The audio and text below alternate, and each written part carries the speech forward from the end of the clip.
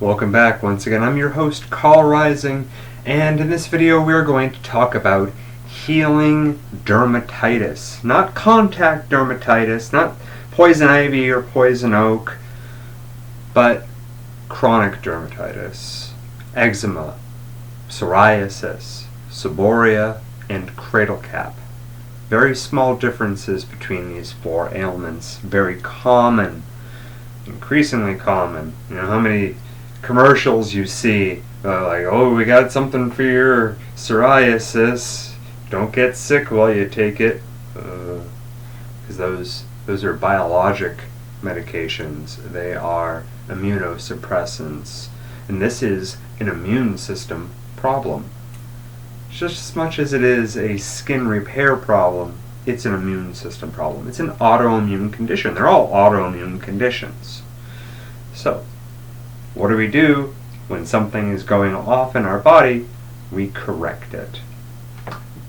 First off, I'm sure you might have seen my video on liquid chlorophyll, and that is going to remove heavy metals from the tissues that make the tissues acidic enough for Candida yeast to thrive. This yeast, a lot of scientists feel, and definitely a lot of naturopaths, and every bit of holistic information I have ever looked at in regards to eczema and psoriasis, seborrhoea, and cradle cap always reference yeast. Candida albicans yeast thriving in the skin. It's very hard to kill, and our skin is our largest detox organ, so we will push any yeast that's where it's not supposed to be to the skin, where it will stay and elicit incredible amounts of inflammatory responses and skin breakdown. To aid in protein digestion, to aid in proper stomach acid, to aid in enzyme production, zinc. It's not just for when you're sick with the flu, it's also for healing your skin and your joints. Apple cider vinegar. Apple cider vinegar, raw, unfiltered only, unpasteurized, with the mother, all these key buzzword terms that you gotta see on that label, otherwise you are buying a condiment, not a medicinal fermented food. It has been pasteurized and filtered, and all the good stuff has been taken out of it, aside from a little bit of acetic acid, which is great, but the enzymes and the live bacteria in the vinegar are going to be a little bit more important for promoting a good intestinal, skin, and joint situation.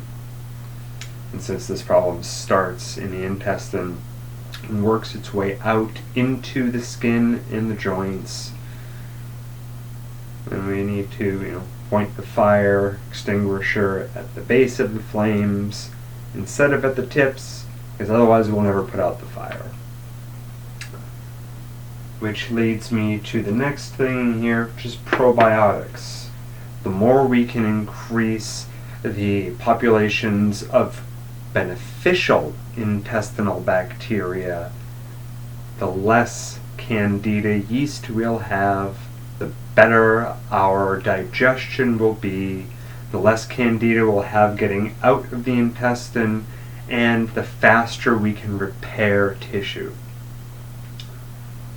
And there's a yeast cleanse diet. I'm sure a lot of long-term sufferers of these problems have noticed that certain foods will spike their issues unless they haven't done any sort of exclusion and they're eating all of these triggering foods on a daily basis, and that will mask the uptick and the downtick of the symptoms, because what's causing them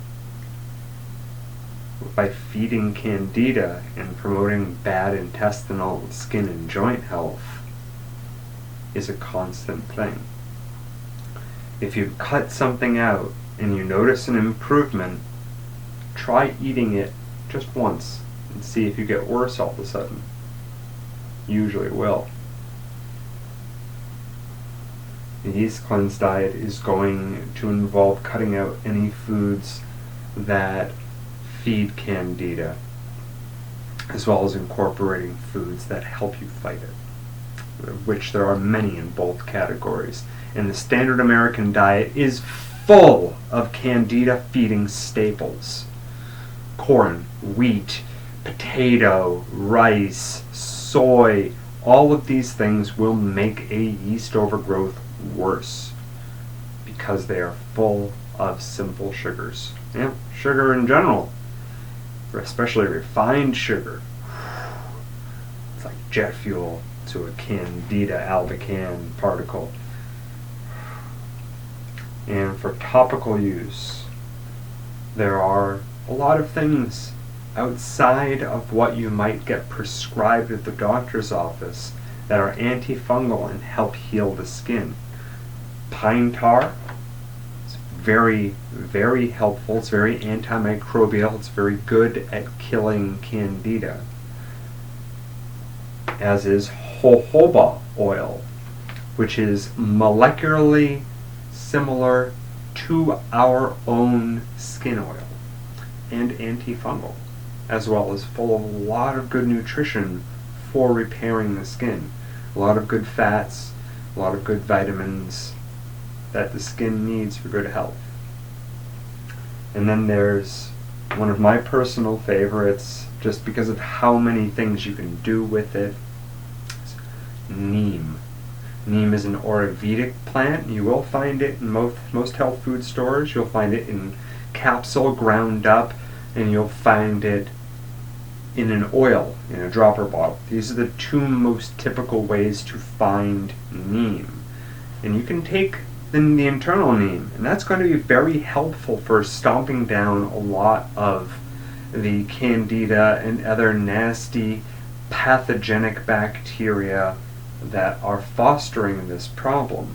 But you can also put the oil directly on, and if you mix it with jojoba, especially a clear filtered jojoba, it's going to penetrate the skin a lot more efficiently. You can also add things like tea tree oil, which is antimicrobial and full of antioxidants for repairing the skin, boswellia, turmeric. So many different things are antimicrobial, anti-inflammatory, and wonderful on the skin.